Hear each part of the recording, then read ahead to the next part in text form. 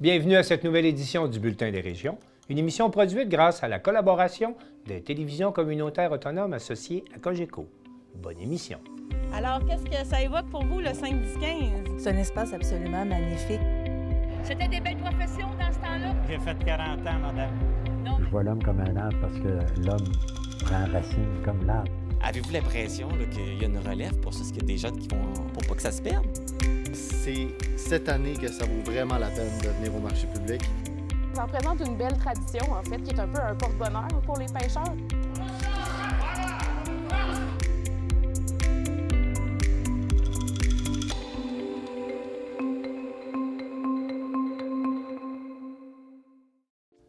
Au sommaire pour vous cette semaine.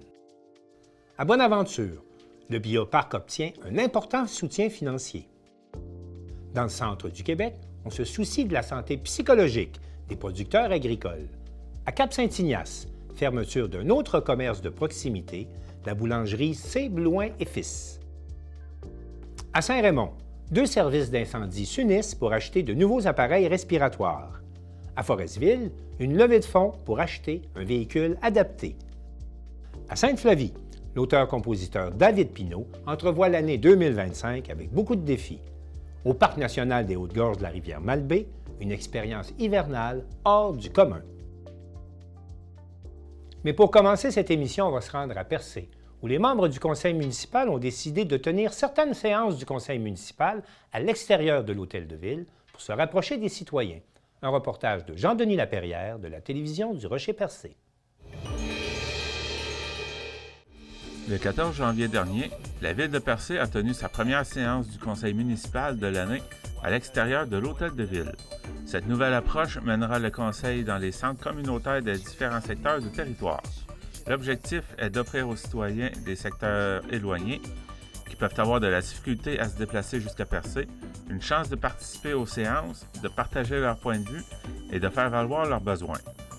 Je me suis entretenu avec Daniel Leboeuf, maire de la ville de Percé, pour en savoir plus. Donc, on est au centre communautaire L'Oasis de Percé. On vient de terminer la première séance municipale de l'année. Pendant toute l'année 2025, vous allez faire les séances municipales, bon, en tout cas certaines, vous allez le faire sur la route dans les différents secteurs de la ville. Pourquoi avoir mis en place cette façon de faire-là pour cette année? Pour 2 raisons. Ça va être en alternance. Un mois, ça va être à l'hôtel de ville. L'autre mois, ça va être dans un centre communautaire, dans un secteur. Une des premières raisons pourquoi j'ai proposé ça au conseil municipal, c'est pour rapprocher le conseil de ses citoyens dans ces divers secteurs. Quand on garde juste un conseil municipal à l'hôtel de ville central, dans une petite ville, c'est pas dangereux. Mais quand tes citoyens sont à plus de 30 minutes, parfois, là, de Saint-Georges-de-la-Malbaie et Val-d'Espoir, c'est un bon 20-25 minutes pour venir assister à un conseil municipal, bien, ça ne les incite pas à venir et ça va nous exposer aussi à d'autres préoccupations d'autres citoyens que ceux qui sont plus près, qui ont plus de facilité à venir. Et deuxième raison, mais je voulais vous dire avant, merci beaucoup à la télévision communautaire de nous suivre dans cette aventure. Parce que dans la dernière séance d'aujourd'hui au centre communautaire l'Oasis, vous avez vu aussi là, que les centres communautaires ont des demandes différentes les uns des autres. On contribue à l'électricité, la ville contribue à payer le compte de l'électricité d'un centre communautaire alors qu'il doit subventionner un autre. La ville déneige un centre communautaire alors qu'un autre centre communautaire doit défrayer ses frais de déneigement. On veut arriver à un plan de support de nos centres communautaires qui soit uniforme, qui soit équitable entre tous les secteurs et qui les soutiennent vraiment. Ce n'est pas un bail strict, là, mais moi, je vois ça comme un programme de revitalisation de nos centres communautaires. C'est eux autres qui gardent la vie active dans chacun des coins de notre municipalité. Donc, en faisant ça dans les centres communautaires, vous venez les supporter en même temps dans Par une visibilité aussi. Ils ont été tellement accueillants quand on leur a proposé ça. Ils ont tous dit oui tout de suite. Fait que ça va faire une activité de plus dans leur secteur. On reconnaît leur importance, l'importance de leur rôle dans leur communauté. Puis je pense que c'est gagnant-gagnant pour tout le monde. Il y a une raison pour avoir choisi les centres communautaires? Ah, ben c'est vrai déjà. Ben la plupart sont des immeubles propriétés de la ville. Et c'est vraiment des lieux de rencontre, de rassemblement dans chacun des villages. Parachois, Bridgeville, Saint-Georges, Val-d'Espoir. C'est là que tout se passe, les activités en général. Côté logistique, est-ce que ça va engendrer des coûts supplémentaires pour la ville, pour le déplacement des conseillers ou peut-être pour d'autres choses aussi? Non, je ne crois pas que ce soit très, très important. Là. La télévision communautaire nous appuie là-dedans, elle nous suit, puis si vous augmenterez pas trop votre facture, ça ne nous dérangera pas. Donc, par cette action-là, on espère aussi une plus grande participation citoyenne aux séances. Si la participation est là, est-ce que vous allez reconduire cette initiative-là pour les années futures? Ça va dépendre du prochain conseil municipal après les élections du 2 novembre 2025, mon cher ami. Fait qu'on s'en reparlera dans ce temps-là. Mais est-ce que ce serait un de vos souhaits que ça puisse continuer? Ça s'est déjà fait longtemps, avant l'époque du maire Bruno Cloutier, là, ça se faisait. Et j'ai déjà assisté à quelques-unes, puis c'était très rafraîchissant. Les lieux des prochaines séances municipales sur la route sont répartis comme suit.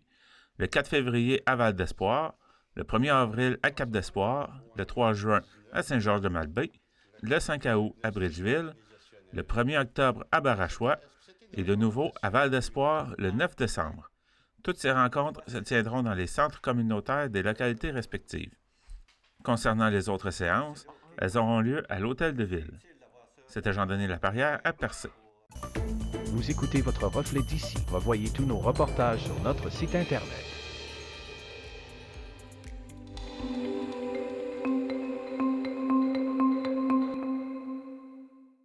J'accueille maintenant Valérie Pinault de Télévague pour faire le point sur les dossiers d'actualité de sa région. Valérie, bonjour. Bonjour, Martin. Première question, Valérie. Télévague, ça couvre quel territoire? Oui, Télévague, il couvre de la MRC de Bonaventure et la MRC du Rocher-Percé. Ça s'étend de la ville de Bonaventure jusqu'à Chandler, sur une centaine de kilomètres linéaires. Et sur ce territoire, et c'est chez vous que Développement économique Canada, en début d'année, a procédé à l'annonce d'importants investissements pour 11 projets. Je vous écoute. Oui, bien, justement, le Parlement à Ottawa, il est en suspens, mais ça n'a pas empêché le gouvernement fédéral de faire une annonce au Bioparc à Bonaventure il y a une dizaine de jours. Oui. C'était la ministre députée Diane Leboutillier, qui est de notre région. Elle a annoncé que le gouvernement fédéral accordait 10,1 millions de dollars à 11 porteurs de projets de la région. Ça, c'était pour dans les attraits touristiques ou pour augmenter la productivité ou l'innovation d'une entreprise ou d'un organisme. Quelles sont les entreprises qui ont reçu des fonds? Oui, bien, celle qui a eu la plus grande part du gâteau, c'est le Bioparc. Il a reçu 2,7 millions de dollars. Ça, c'était pour leur plan d'aménagement. Ils vont créer agrandir et créer une nouvelle partie de la clinique pour les animaux et reconstruire aussi des enclos pour les animaux. Ensuite, on a Mérineuve. Mérineuve, qui est située à Grande-Rivière. Eux autres, ils ont eu comme 2 millions de dollars. Puis eux autres, ils font de l'étude et de la recherche scientifique pour l'industrie de la pêche et de l'aquaculture. On a aussi AAM Canada, qui sont situés à Cap-Chat. Eux autres, c'est pour augmenter leur productivité en alumine et les dérivés d'aluminium. Il y a aussi Cuisimère. Cuisimère, eux autres, sont situés à Mont-Louis. Ils font de la transformation de poissons pêchés du fleuve Saint-Laurent. Il y a aussi le parc de la petite rivière, de la petite Cascapédia, le village en chanson de Petite-Vallée. Oui. Il y a les bateliers de Percé aussi, qui vont recevoir de l'argent. On a aussi le regroupement des pêcheurs Gaspésie-Sud et puis la Corporation de développement de la Marthe, qui eux autres, ils ont un plan d'aménagement pour leur fort à la Marthe. Je crois que ça fait le tour. Oui, et comme on peut voir, ça touche beaucoup le tourisme, mais aussi d'autres secteurs, des secteurs de recherche là-dedans. Oui. J'aimerais également savoir, là, vous nous apprenez qu'il y a 2 municipalités qui ont décidé de travailler ensemble pour avoir le même puits, la même prise d'eau. Pouvez-vous nous expliquer là, comment on en vient à travailler ensemble comme ça, 2 municipalités? Oui, bien, après 5 ans d'années à travailler ensemble, ils ont conclu une entente entre la municipalité de New-Carlisle et la ville de Passepébiac. Ils vont unifier leurs 2 systèmes d'eau potable parce que leurs eaux usées sont déjà liées ensemble. OK. Donc, on poursuit la fusion. Qu'est-ce que ça signifie comme travaux, ça, puis comme investissement? Oui. Bien, la municipalité de New-Carlisle doit construire un réservoir qui va être situé en arrière de l'école secondaire anglophone. Puis, ce réservoir-là, c'est parce que la municipalité, le problème, c'est qu'il manquait de pression d'eau et il y avait un problème de qualité, de l'esthétique de l'eau. L'eau, des fois, elle virait aux brunes. Mais c'était pas de leur faute, là. C'est à cause que c'est une réaction il y avait beaucoup de manganèse dans l'eau et ça faisait une réaction avec le chlore. Puis justement, le maire de New-Carlisle m'a mentionné que c'est arrivé une couple de fois en conseil de ville qui a reçu des draps blancs sur sa table et des bobettes de couleur rouille, là, tu sais. Fait que... Le message était clair. Le message était clair. Oui. C'est ça. La population s'en venait émue de ça. Et du côté de Passepébiac, dans Passepébiac-Ouest, il y avait un problème de pression d'eau. Alors, qu'est-ce qu'ils vont faire? En liant leurs 2 systèmes, c'est que Passepébiac va produire de l'eau et pendant la nuit, New-Carlisle va l'emmagasiner dans son réservoir et va être redistribué dans le jour. Puis aussi, qu'est-ce que l'avantage de ça? C'est que ça va apporter des améliorations de technologie pour que les 2 systèmes puissent se parler. Puis les gens qui s'occupent du système d'eau vont pouvoir voir à distance, c'est toutes des données numériques, au lieu d'aller prendre des données de débit d'eau manuellement. Et qu'est-ce qui est très intéressant, c'est qu'en liant 2 municipalités, bien, notre subvention tombe au lieu de 65 ça tombe à 90 qui va être financé. Oui, il y a 2 ans, ils ont fait l'évaluation du projet, puis ça revenait à peu près à 10 millions de dollars. Mais financé à 90 ça donnerait à peu près 1 million financé sur 30 ans pour chaque des 2 municipalités. C'est très intéressant. Est-ce qu'on sait à quel endroit vont être construites ces nouvelles infrastructures et puis à quel moment là, vous allez pouvoir bénéficier de ces nouveaux systèmes? Oui. Bon, là, le réservoir va être construit à New-Carlisle, où il y a l'école secondaire puis primaire présentement. Mais là, il y a un enjeu spécial. C'est parce que la municipalité est en train de construire une nouvelle école primaire secondaire anglophone. OK? Puis cette école-là, le problème, c'est qu'il n'y aura pas assez de pression dans le système existant de pression d'eau pour faire fonctionner les gicleurs de l'école. Puis l'école est supposée ouvrir en janvier 2026. C'est quand même assez rapproché dans le délai. Fait que la municipalité et la commission scolaire fait des pressions sur les différents paliers politiques pour mettre ce dossier-là, sur le haut de la pile, si on veut, pour qu'il soit traité au programme Primo dans les premiers. Parce qu'il faut qu'ils commencent assez vite, là, les travaux, pour que ça soit en fonction pour janvier 2026. Donc, il reste la question de l'école, la nouvelle école secondaire anglophone au niveau de la pression d'eau. Mais ça m'amène une autre question.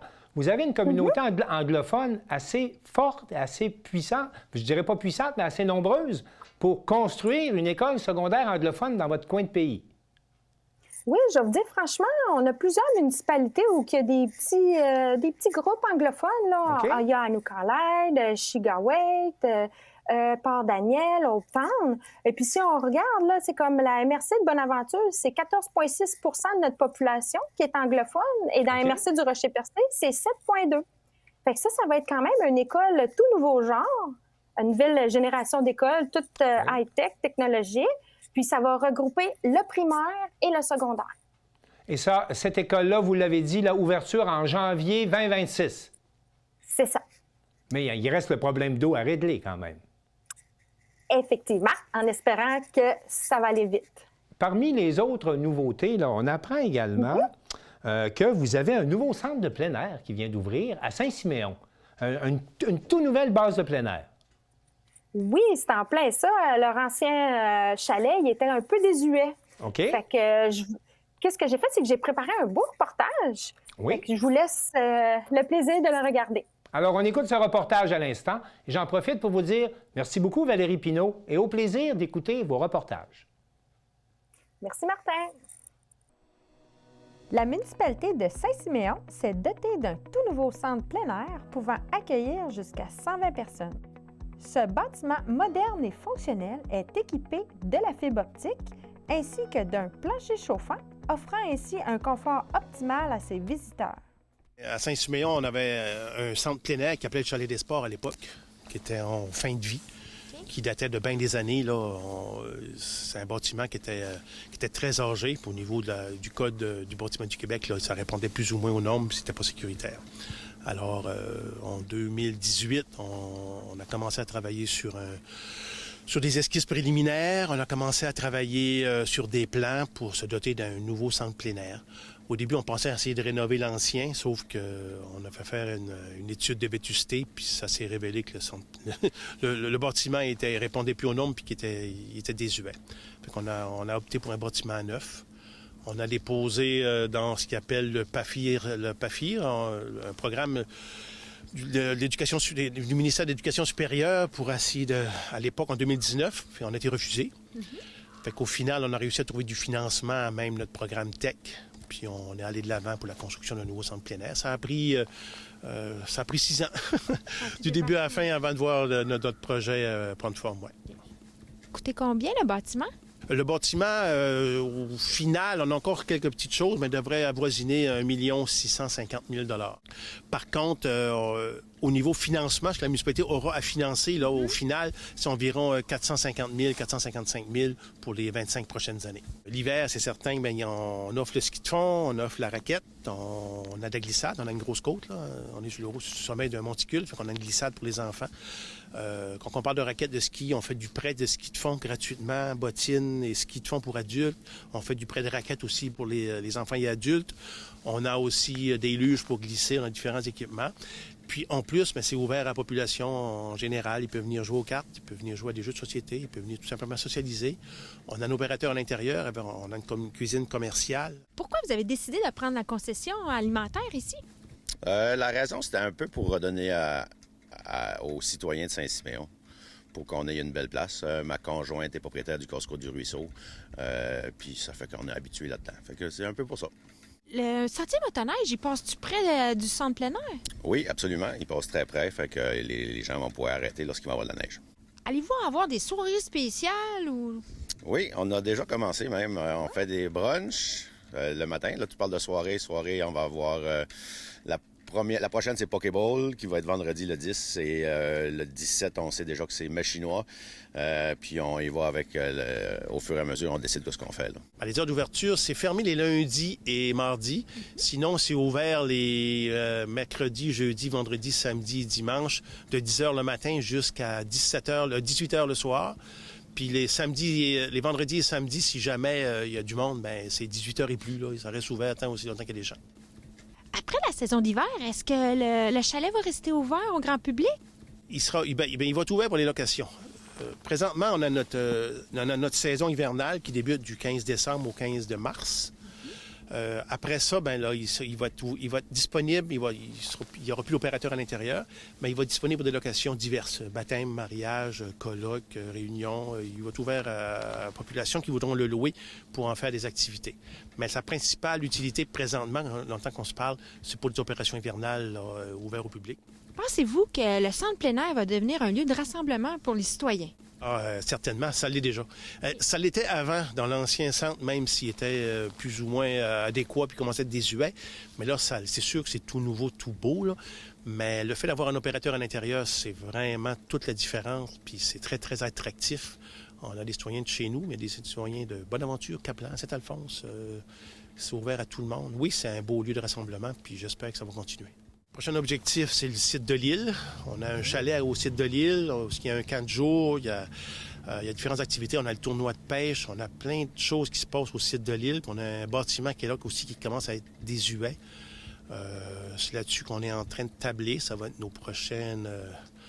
notre prochain travail pour cette année et les années à venir. Là, on l'a mis à notre plan triennal d'investissement. Puis on a essayé de voir ce qu'on peut faire pour améliorer la qualité des activités offertes au site de l'île. Bien, merci beaucoup et bravo pour votre beau centre plein air. Bien, merci, ça fait plaisir. Bonne journée.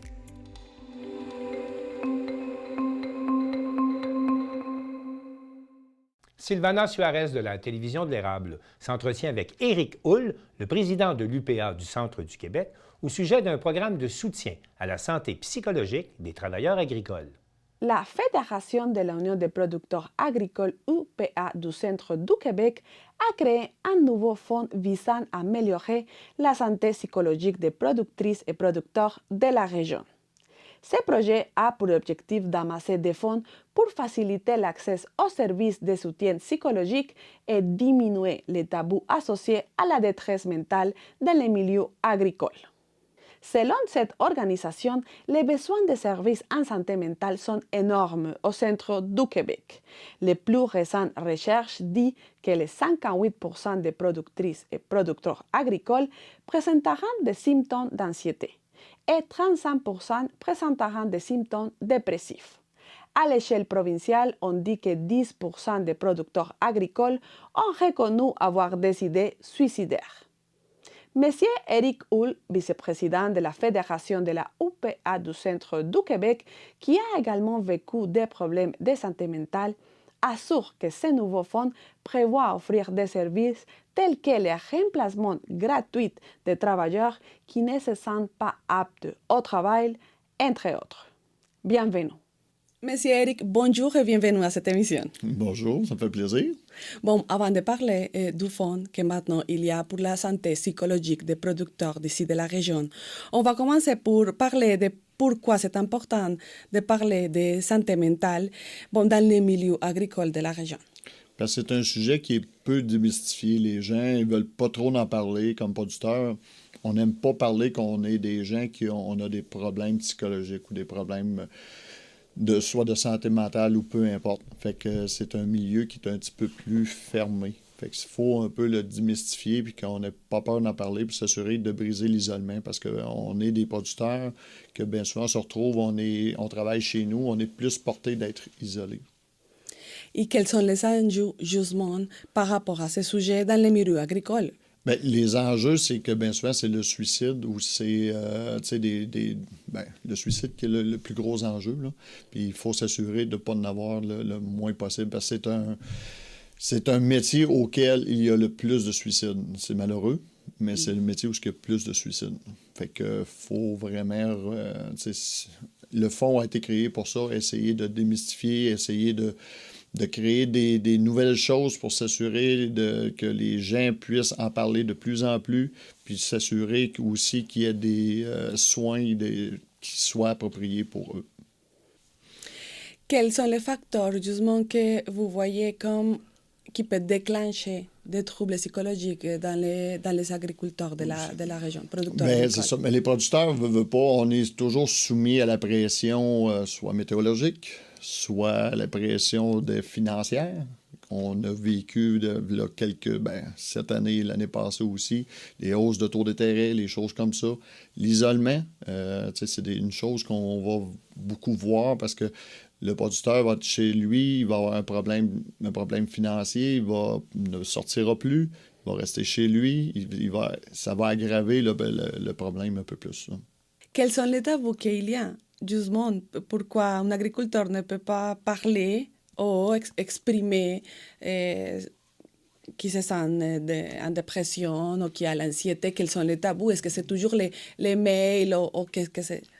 Bien, je te dirais, c'est peut-être le métier où le fait qu'un producteur, c'est fort. Ça n'a pas d'émotion, presquement pas. qu'il ne peut pas être malade. Il n'a pas le temps d'être malade non plus. Parce qu'il y a des animaux, il y a ci, il y a ça. T'sais, on parle beaucoup de bien-être animal, mais on parle très peu du bien-être du producteur. Fait que là, on commence à démystifier le plus possible ça, mais c'est long de changer de mentalité de producteur. Oui, c'est ça, parce qu'on pense qu'ils sont toujours comme forts. Ils sont aussi comme la tête toujours économique de la famille, non? Ils sont économiquement, sont les personnes qui sont toujours en tête de sa famille. Oui, c'est ça. Et vous avez annoncé justement des fonds visant à améliorer cette problématique. Bon, de quoi il s'agit spécifiquement? C'est un fonds, en fait, qui va venir couvrir les manques qu'il y a dans tu sais, on ne veut pas dédoubler ce qui est déjà fait, là.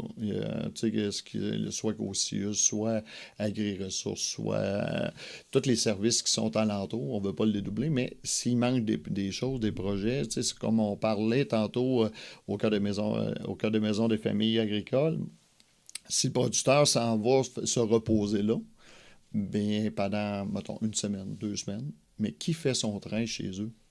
Qui va... Est-ce que le producteur peut s'en aller là, l'esprit tranquille? Moi, je pense que non. Fait que le fonds va venir en aide pour payer un remplaçant pendant ce temps-là chez ce producteur-là, pour être sûr qu'il va s'en aller là, il va avoir l'esprit tranquille, son entreprise va continuer à virer, puis le mec qui revienne, bien, il va pouvoir prendre des bonnes décisions.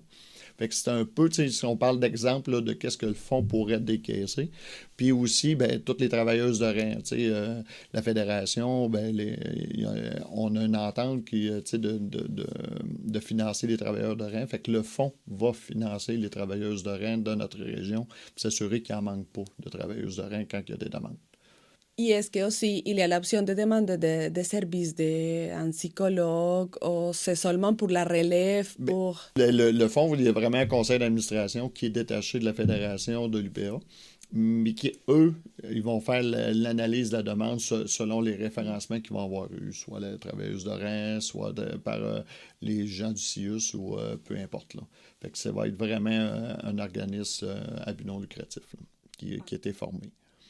Puis, c'est ça, la fédération, bien, là-dedans, on a mis 50 000 là, pour débuter le fonds, là, pour donner un petit boost. Là. Puis ce qu'on veut, c'est d'avoir des partenaires pour s'assurer que ce fonds-là ne s'épuise pas, pour continuer toujours à offrir des services. Là.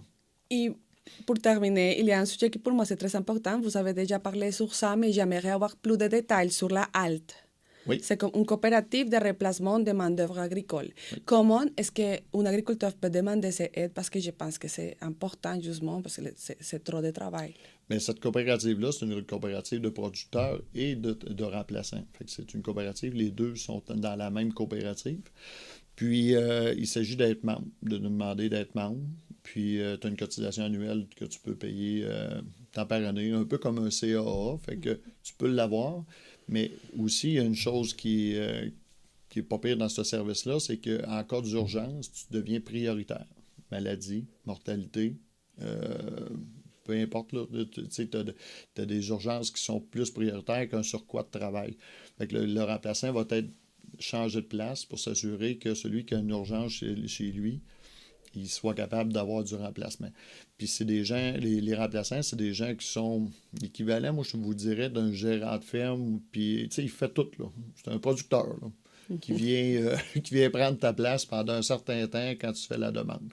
Fait que, mais il s'agit d'appeler, mettons, à la halte, là, pour prendre des renseignements, là, au niveau, là. Puis c'est un service qui est depuis, ils viennent de fêter leurs 10 ans, là, cette année. C'est le premier service au Québec qui a été fait. Puis maintenant, il y en a un deuxième au Lac-Saint-Jean. Mais on est chanceux au centre du Québec, on a ce service-là. Parce qu'ailleurs, ça n'existe pas.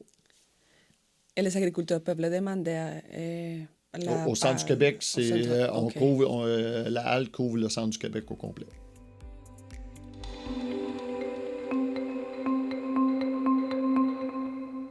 Autrefois présents dans chaque village du Québec, les commerces de proximité ont de plus en plus de difficultés à survivre.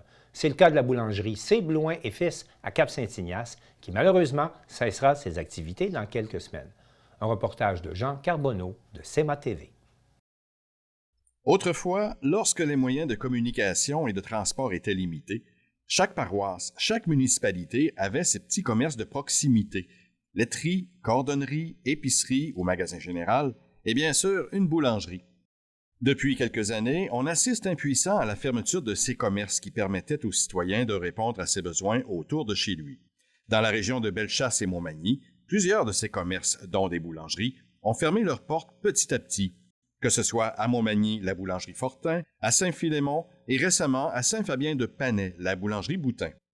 Maintenant, c'est au tour de la boulangerie C. Blouin et Fils à Cap-Saint-Ignace.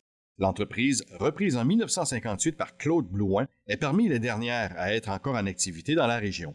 Rencontrée par CMA TV Information, l'une des propriétaires nous a expliqué que l'entreprise fermera définitivement son four à pain le 17 janvier prochain. Pour cause, Mme Diane Blouin mentionne la difficulté de trouver du personnel pour opérer la boulangerie et la matière première qui est de plus en plus compliquée à obtenir. Opérant dans ses bonnes années à 11 personnes, l'équipe se compose actuellement de 6 travailleurs, dont la majorité sont des membres de la famille Blouin. Ceux-ci perdront donc leur emploi dans une dizaine de jours. Se disant à la fois attristée et soulagée, Mme Blouin est sereine face à la fin de l'entreprise familiale. La fatigue et le poids des ans l'emportent sur l'émotion, mais elle se dit fière de la notoriété et de la durée de vie de la boulangerie C. Blouin et Fils. Ici Jean Carbonneau pour CMA TV Information à Cap-Saint-Ignace.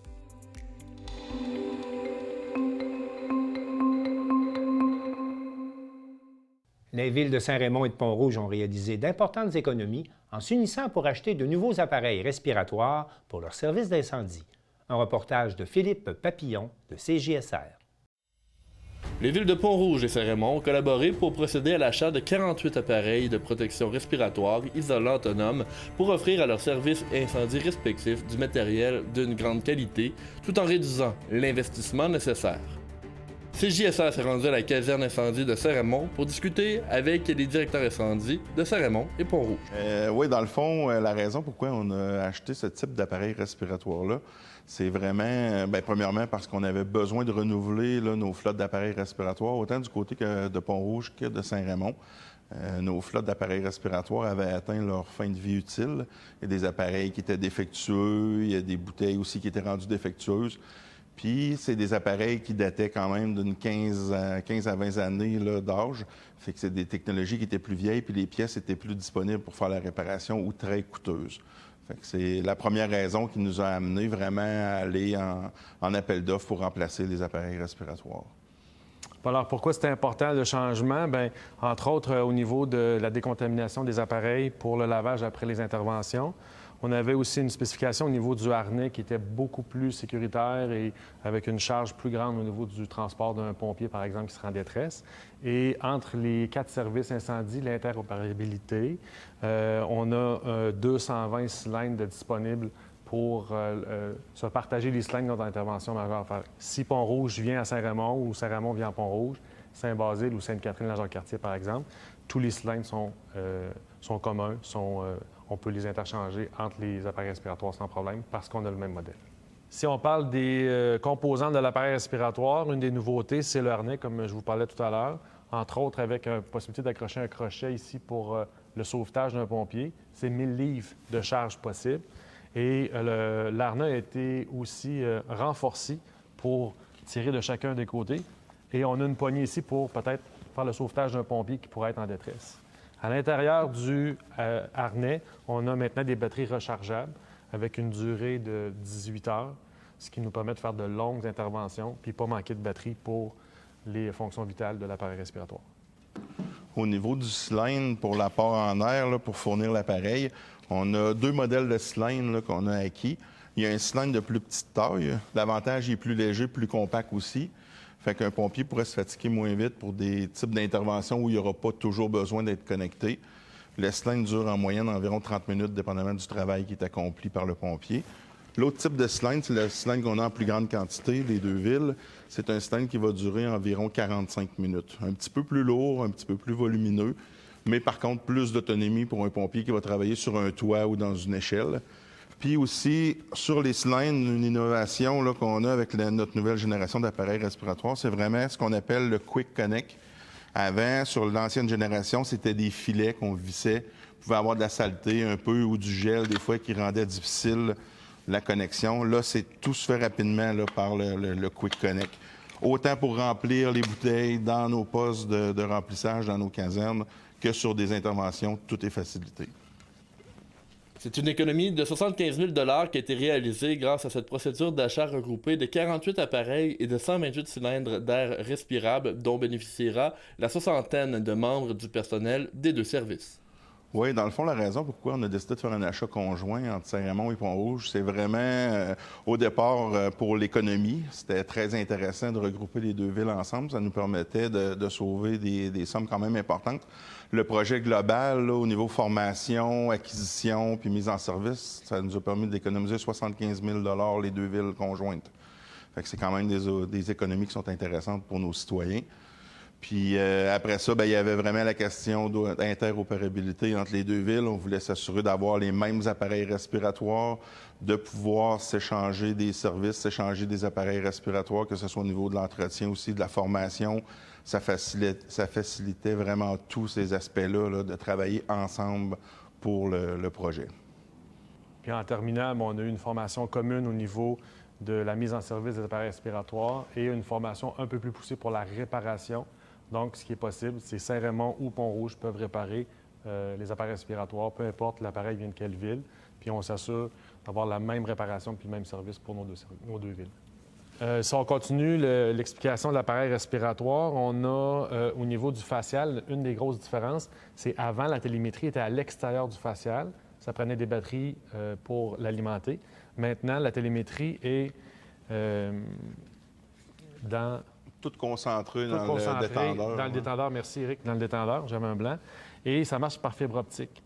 Fait que les données de l'appareil respiratoire sont transmises aux pompiers par fibre optique dans sa partie faciale.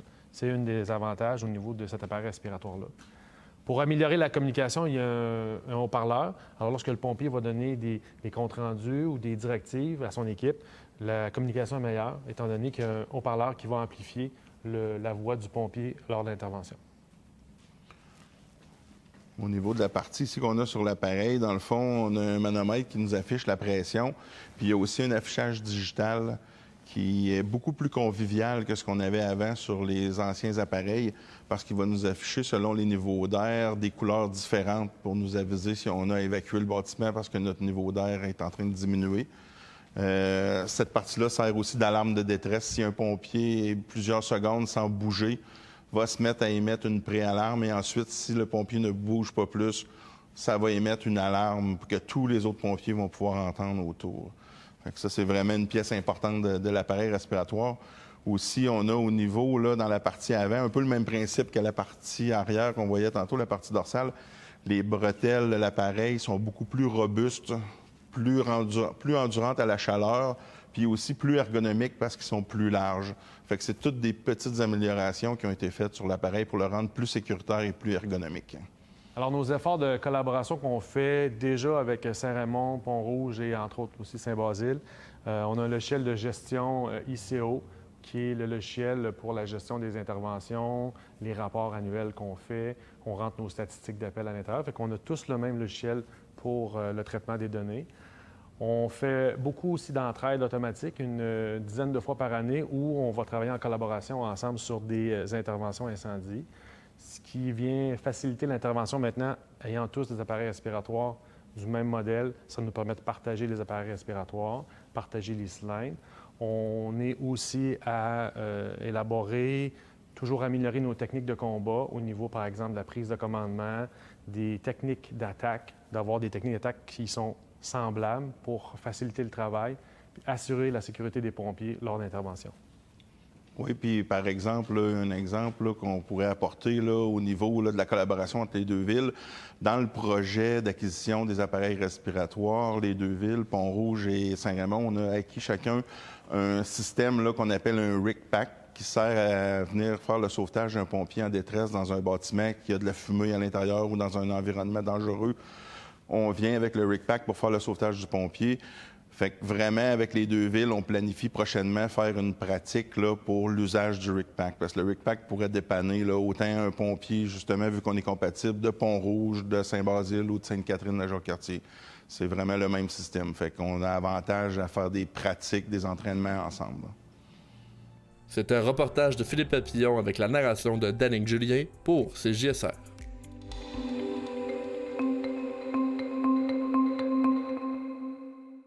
Joanie Michaud-Godreau de la Télévision du Littoral nous présente l'histoire d'une mère d'un jeune handicapé qui a besoin d'aide pour l'achat d'un nouveau véhicule adapté car son fils doit suivre des traitements qui ne sont offerts qu'à Montréal. Mélanie Bouchard de Forestville a connu une fin d'année 2024 plutôt abrupte. Son véhicule a lâché prise après un de ses multiples voyages à Montréal pour offrir des soins à son fils William, lourdement handicapé. Pour bien commencer 2025, un couple du Saguenay lance une levée de fonds afin de doter la famille d'un véhicule adapté. Voici mon reportage. Mélanie Bouchard réside à Forestville depuis 4 ans avec son fils William, qui aura bientôt 14 ans, et ses 3 autres enfants. Lorsqu'elle était enceinte de William, Mélanie a contracté le cytomégalovirus. Elle s'en est sortie indemne, mais pas son fils. Non, il est en fauteuil roulant 24/7. Bien, dans son lit, il est adapté. Là. Il y a comme une cage de lit autour pour pas qu'il tombe. Il est à risque de chute. Il n'y a aucun réflexe de protection. Par exemple, les physios, mettons, ils le mettaient sur un gros ballon. Il était tout petit, là. Il penchait par en avant. Un bébé qui a un réflexe de protection va faire ça. Lui, il faisait juste se laisser tomber. Il ne laissait pas tomber sa tête, mais il serait tombé sur la tête. Oui, donc, il n'y a pas de réflexe de protection. Il faut tout le temps qu'il soit attaché plastron avec toutes les sangles de sécurité dans son fauteuil. Puis, c'est ça. Là, il y a de l'épilepsie, il y a eu une scoliose, il y a eu une grosse opération en 2024. Lourdement handicapé, William est suivi dans plusieurs hôpitaux de la province, ce qui amène sa mère à parcourir de nombreux kilomètres annuellement. Malheureusement, le nouveau véhicule adapté acheté en août 2024 cause bien des maux de tête à la famille. À ce jour, je suis rendue autour de 3 500 $ de garage depuis le mois d'août. Et ce soir, je vais avoir une nouvelle facture en allant chercher mon véhicule. Donc, c'est ça, c'est des surprises après des surprises après des surprises. Dans le temps des fêtes, il fallait que j'aille chercher William en répit à Québec. J'ai pas été capable d'aller chercher mon bearing de roue droit avant. Comme lâché, là, c'était un vacarme. Puis finalement, je peux pas faire la longue route. Donc, finalement, c'est mon petit frère qui est venu avec moi. Il a fallu transférer William à bras dans le véhicule, le fauteuil roulant, dans la valise de son Suburban. Parce qu'on a eu des heures de plaisir. Voyant que Mélanie était à bout de souffle en raison de son véhicule, son amie Mylène, propriétaire du relais de motoneige La Chapelle dans les Monts-Valin, a décidé de l'aider à s'en procurer un nouveau. Des billets pour remporter 2 motoneiges ont été vendus, permettant d'amasser 20 000 $ en une semaine.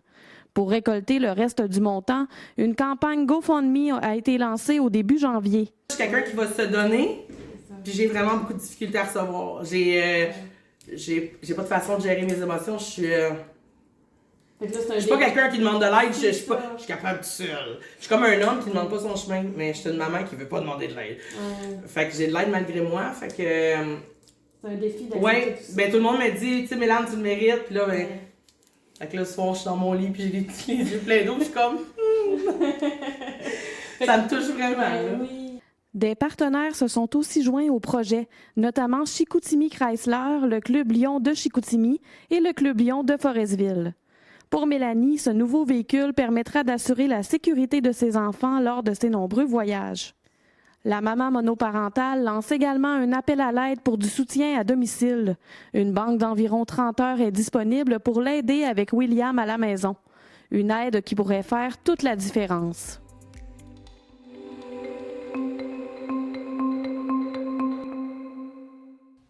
L'année 2024 fut bien remplie pour l'auteur-compositeur-interprète David Pinault et 2025 s'annonce tout aussi occupé, comme l'a constaté Marc Després de la Télévision de la Métisse. David Pinault, on le spécifie tout de suite, on est le 21 décembre, on est au Catch, le spectacle vient de se terminer, Maudit Fou, 350 personnes, à guichet fermé, comment on se sent?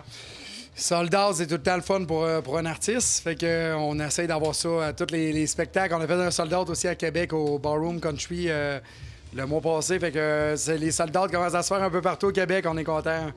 Ça roule. Ça roule. Ben, c'est ça. Donc, on peut parler d'une année 2024 extraordinaire. Exactement. Ça l'explose, comme on dit. Là. Je capote. Là. Je sais pas. Je suis sans mots de ce qui se passe avec la carrière. C'est vraiment... C'est trippant. Puis je donne mon 200 %. Je pense que ça travailler fort, là, ça mène au succès. Ouais. Et il faut dire, bon, c'est ça. Donc, le fait d'avoir un nouveau gérant aussi au cours de la dernière année, je pense que c'est vraiment un petit boost là, qui s'est rajouté. Exact. Il y a Marteau Napoli qui est rendu dans l'équipe.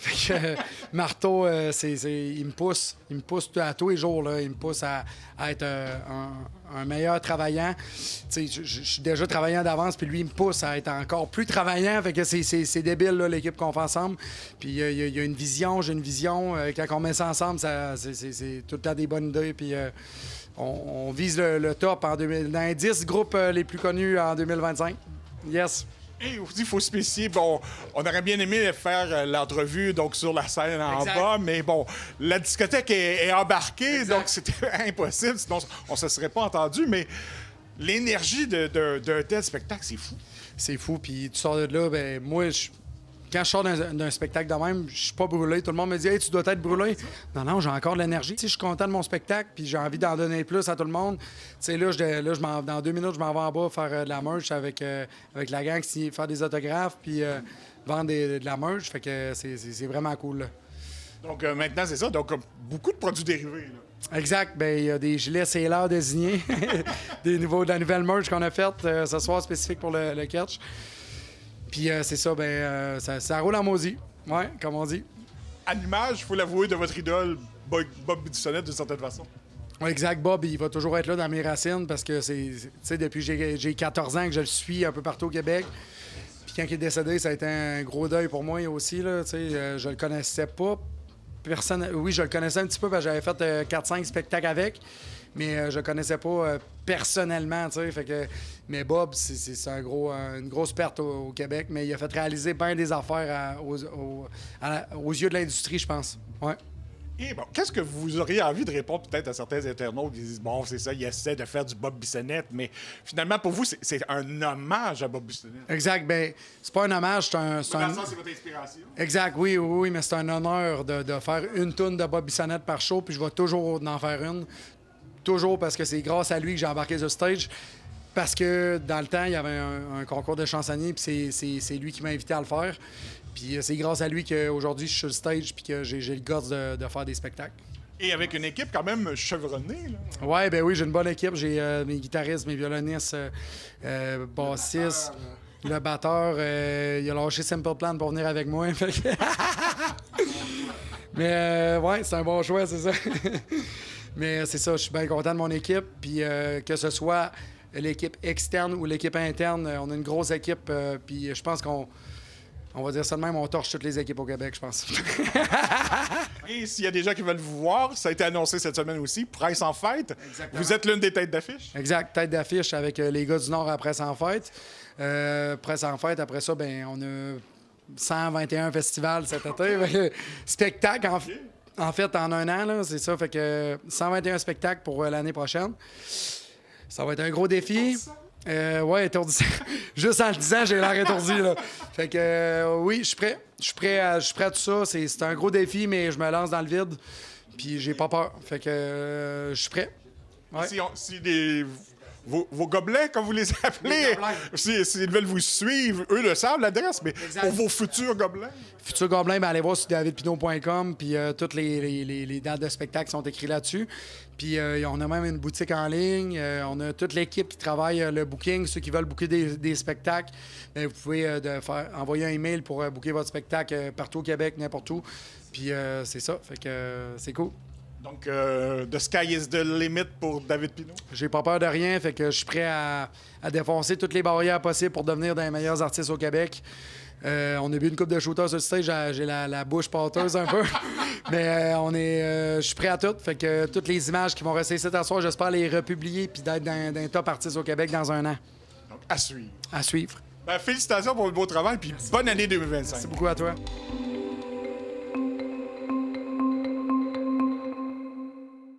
Mathieu Larivière de TVCO nous présente les nouvelles activités hivernales qui sont offertes dans les 2 parcs nationaux de Charlevoix.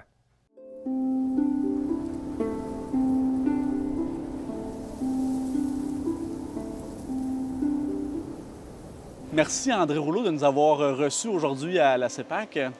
On vient parler avec vous des nouveautés qui sont disponibles dans les 2 parcs nationaux de Charlevoix cet hiver. Qu'est-ce que vous offrez de nouveau cette année à la population de chez nous? Haute-Gorge. On commence par le Haute-Gorge, où est-ce qu'on est aujourd'hui. La grande nouveauté, en fait, c'est la location de fat bike électrique. OK. L'Équerre est un attrait important au Parc national des Hautes-Gorges, mais c'est à 8 km à partir du stationnement et puis de l'accueil. C'est un secteur qui est situé dans une portion particulière de la rivière? Oui, c'est ça. Si on longe la rivière en amont, à 8 km de l'accueil du draveur, on a un beau point de vue sur la rivière. La rivière fait un 90 degrés. On a un refuge là-bas, chauffé pour accueillir les gens. Ça se faisait en ski de fond. On trace en ski de fond d'ailleurs avec un équipement, ce qui nous donne des très belles conditions de ski. On offrait aussi du fat bike conventionnel. Oui. Mais là, cette année, on a fait l'acquisition de 7 fat bikes électriques qui facilitent beaucoup les choses. Ça, c'est la nouveauté cette année. Question de donner un peu plus d'adrénaline. Bien, en fait, donner une opportunité à des gens peut-être un peu moins en forme. On sait que le fat bike, quand même, ça demande beaucoup d'énergie. Oui. Fat bike électrique, bien, ça facilite beaucoup les choses. On a pu l'expérimenter ensemble tantôt. Ça donne un beau plaisir. Oh, oui, une impression de vitesse aussi là, qui est réelle.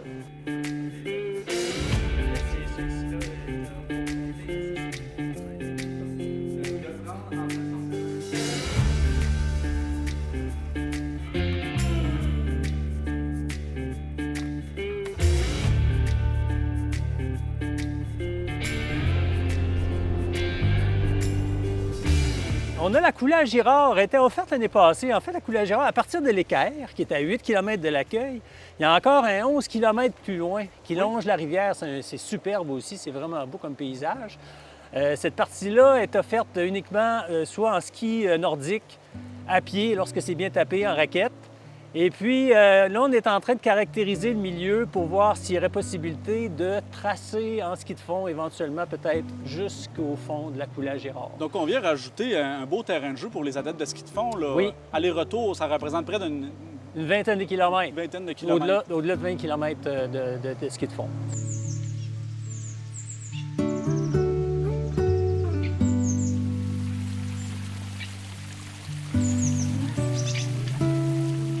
Qu'est-ce qui se passe du côté des Grands Jardins? Grands Jardins, anciennement, les amateurs de raquettes de ski nordique, il y avait un relais qui était situé à la Galette. Oui. Il est toujours offert à la Galette, sauf que maintenant, au Thomas Fortin, qui est 3 km plus près, si on veut, de l'entrée, c'est l'accès Thomas Fortin. On a un relais qui est ouvert là, 24 heures, 7 jours sur 7, avec une toilette, tout ça. Les gens peuvent se réchauffer, mettre le ski là, puis partir à partir du Thomas Fortin. Puis pour rejoindre notre réseau de sentiers, on a ajouté un nouveau sentier qui fait pratiquement 2 km, 2 points quelques kilomètres, qui va rejoindre le réseau de ski nordique qui était déjà existant à partir du Thomas Fortin.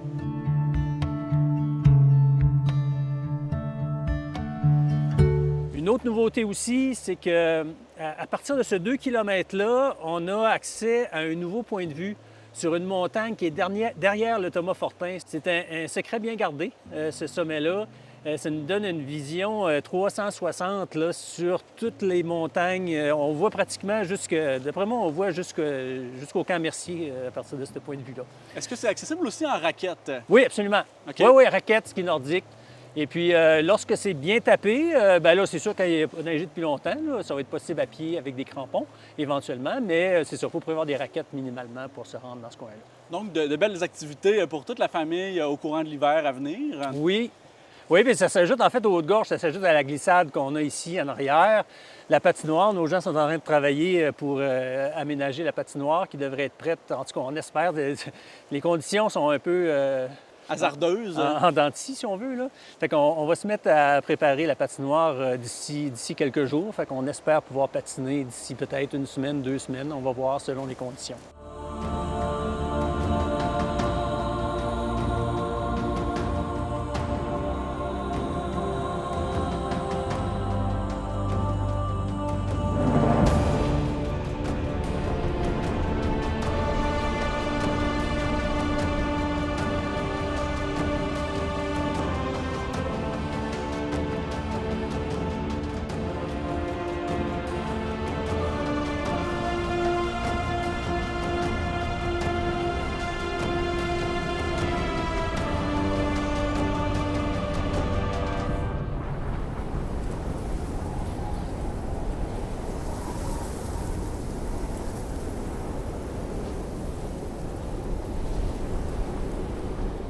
vous avez rencontré un peu plus tôt en 2024 pour parler d'une enveloppe budgétaire qui avait été octroyée à la CEPAC dans tous les parcs nationaux à travers la province. Ici, on avait reçu un montant budgétaire pour signer des ententes avec des organismes locaux pour donner un accès universel à la nature, en quelque sorte, à des gens qui en auraient moins l'occasion. Oui.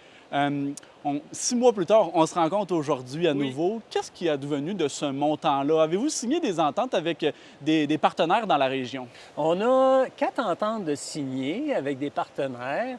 Il y a des petits groupes qui sont venus au parc Grand Jardin Haute-Gorge. C'est toujours en cours. Il y a encore de l'argent disponible pour que les gens puissent accéder via des organismes à nos parcs nationaux. Et puis, bien, je réinvite vraiment ces organismes-là à nous contacter puis vraiment à signer une entente. C'est très simple, en fait. Les gens organisent une visite, on signe une petite entente, ils engagent le transporteur nous envoie la facture directement au parc, puis that's it, that's all.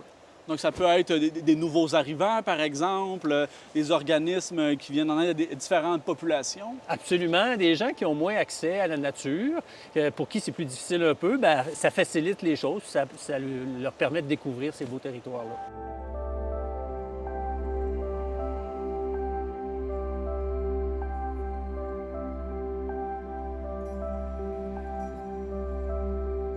Je vous demanderai également comment a été, de façon générale, l'année 2024, si on fait un bilan touristique de l'achalandage par rapport aux années précédentes?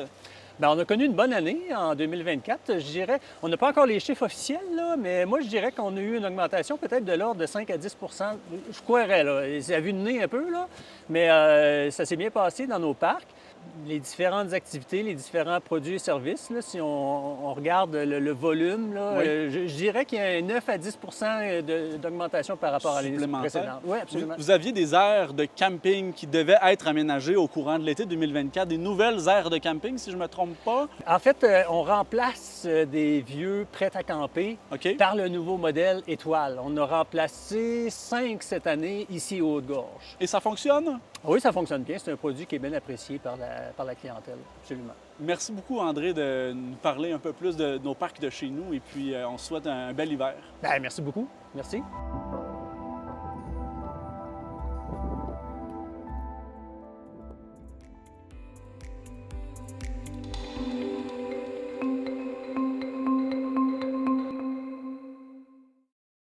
C'est tout pour le bulletin des régions cette semaine.